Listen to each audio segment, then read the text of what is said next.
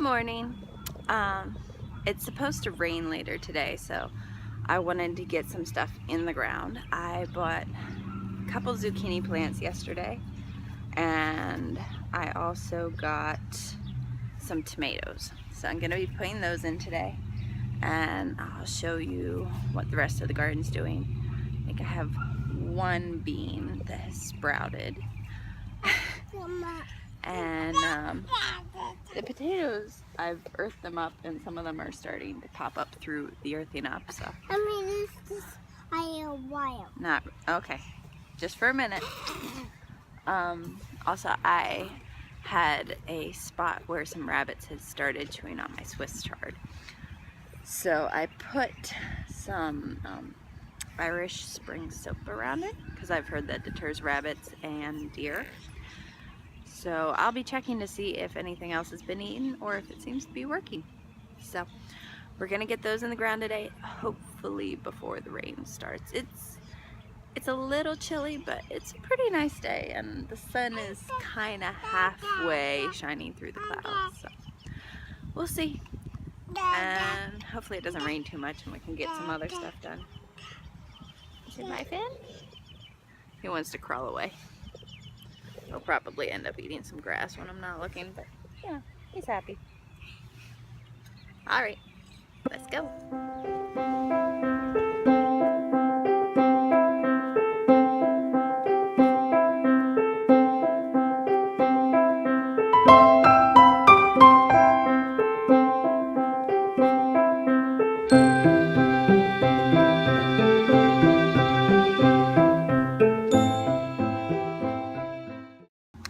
Alright, so the zucchini's all planted out, and I actually have more zucchini than I anticipated because I wasn't really paying a whole lot of attention yesterday when I bought them. I noticed that one of them had 2 plants in the pot instead of 1, and I thought, oh good, that means I only need to actually buy 4 because I was planning on having 5 plants. But when I started looking at them closer, only one of them was a single plant. The other ones all had 2 plants in them. So instead of 5, I have 7. So husband's dreams come true, and I'll have to find some more things to do with zucchini besides just eat them, because that is gonna be a lot of zucchini. So pickling, freezing, bread, fresh cooked zucchini fries. Needless to say, I think we're gonna be kind of tired of zucchini by the end of the summer. Although maybe not, zucchini's pretty good. Anyway, over here, not sure if you can see it very good, but this is a table trellis that I made, and I've never tried using a table trellis before. It's something that I saw online as a thing to use for tomatoes because you can grow them up through it and then they grow across the top and the fruit hangs down and it's more airflow underneath, so they're not as prone to disease and mildew and whatnot. So hopefully that'll work as good as I think it's going to. I have 4 tomato plants under here. I have 2 Romas, which I think I'm gonna try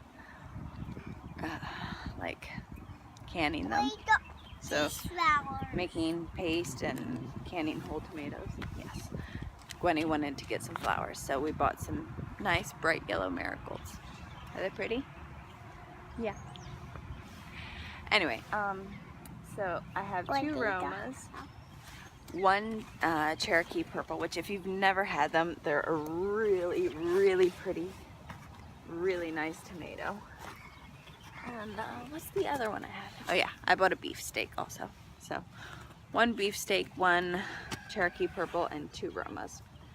I also bought a grape tomato, but I'm gonna keep that in a pot. Yes, that's a Roma.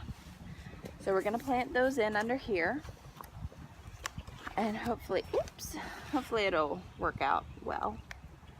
And then after we've done that, I will give you a tour, quick tour, show you the trellises that I've put up and what things have started growing since the last time I talked to you. Yeah, that's the Cherokee purple. So we will get that done and then I'll show you around a bit. Let's go.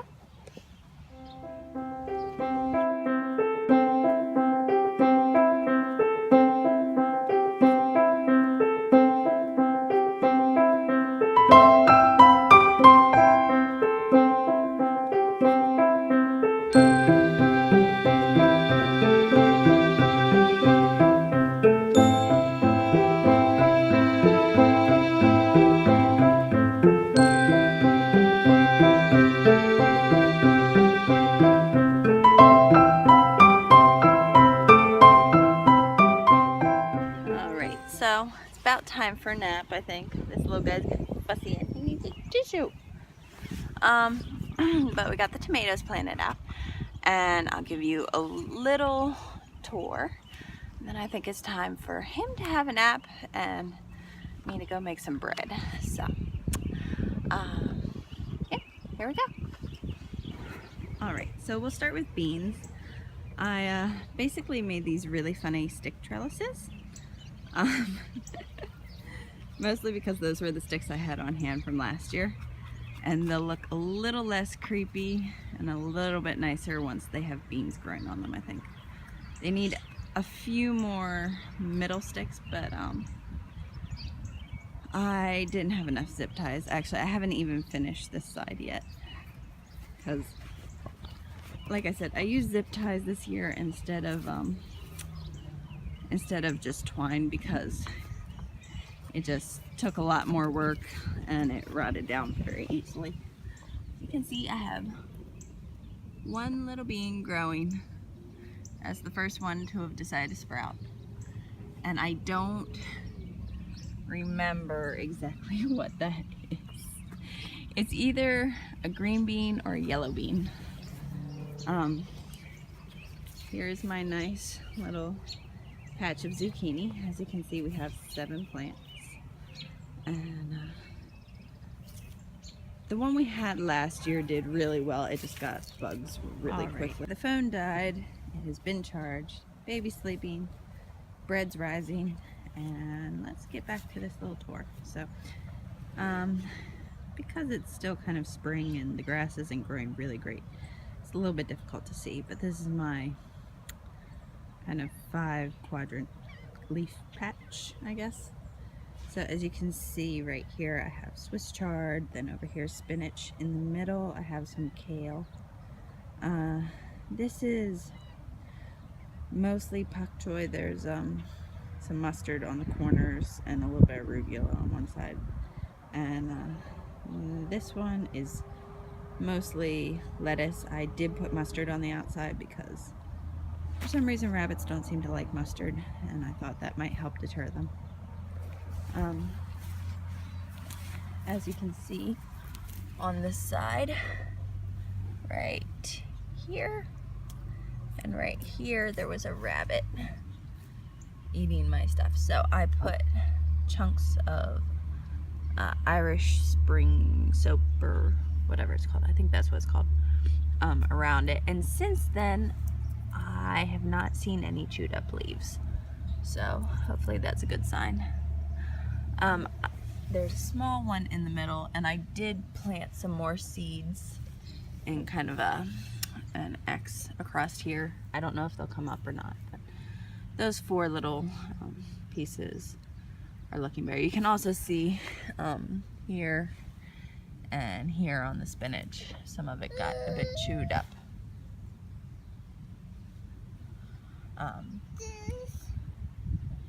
But that is a seedling that I grew that has survived. You want to put it down?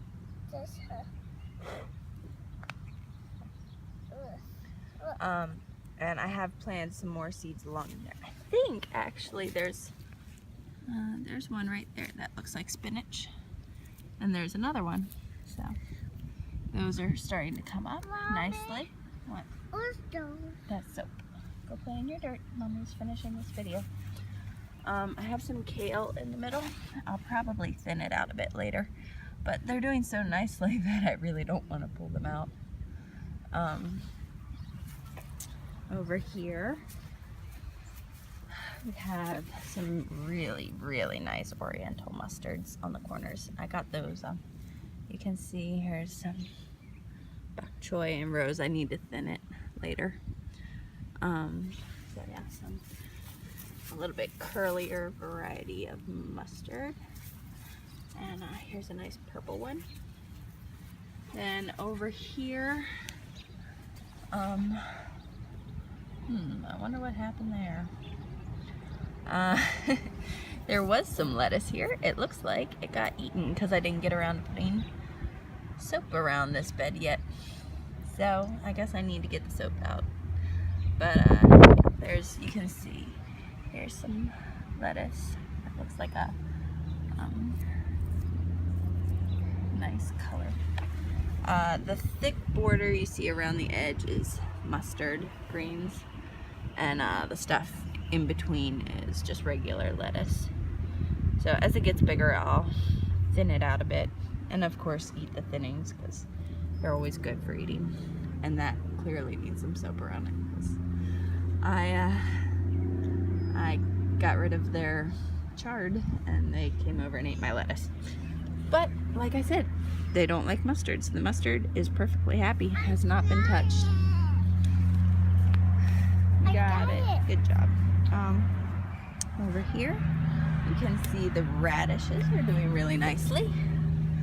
I need to thin them out a little bit. That's regular red radish. These are big green Chinese luoba radishes. This is a spot where I accidentally dumped a little pile and I picked up as many seeds as I could, but obviously I didn't get all of them, so I figured I'd just let them grow and I'll pull them out when they get a bit bigger.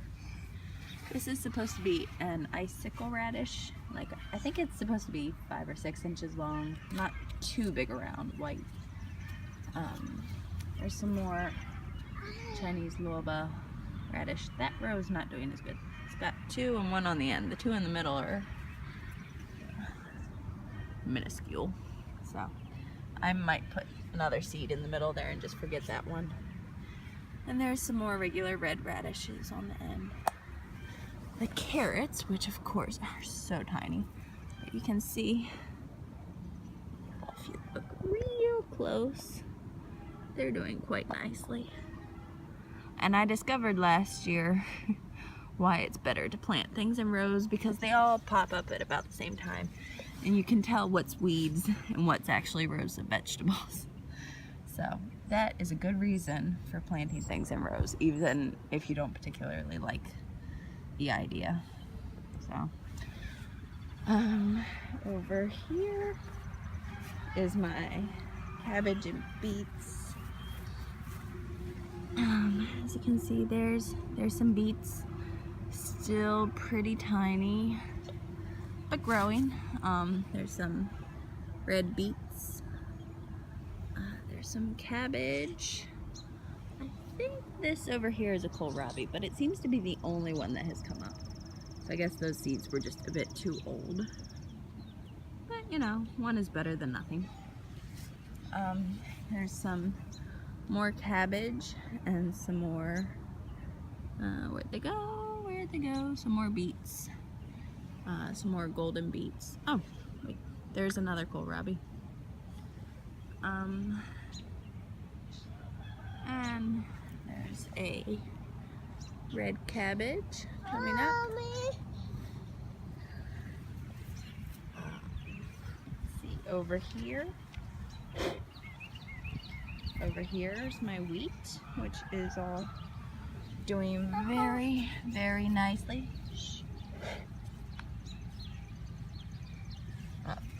This little patch here is going to be marigolds and sunflowers.